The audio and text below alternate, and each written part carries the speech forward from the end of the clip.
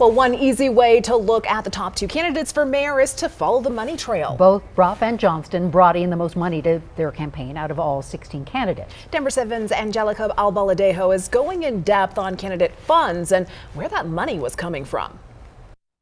In every election, the money tells an interesting story. Even more so in this race, Denver's first since creating a new campaign finance system. The Fair Elections Fund was meant to level the playing field by restricting donations to smaller amounts and then matching those with taxpayer funds. In total, Denver's 16 mayoral candidates brought in more than $6.5 million for their campaigns. At least $2.5 million of that came from the fund. And while the fund was meant to level the playing field, the two frontrunners, Mike Johnston and Kelly Brough, brought in far more money than any of their 14 opponents, much of it from outside groups. In fact, our reporting shows that outside groups represented more than half of total fundraising, or $3.5 million.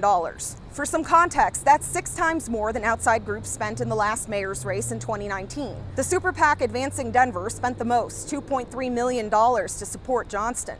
More than $900,000 of that outside support came from Reid Hoffman, a venture capitalist who co-founded LinkedIn. Kelly Brough also got outside support totaling almost $1 million from a group called A Better Denver. Now, while the two top vote getters as of Wednesday afternoon did bring in the most money, that trend didn't hold up beyond them. The candidate currently in third place, Lisa Calderon, created a strong base of voters despite raising just under $300,000, seventh overall in campaign finances.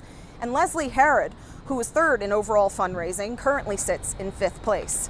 I'm Angelica Albaladejo, Denver 7. And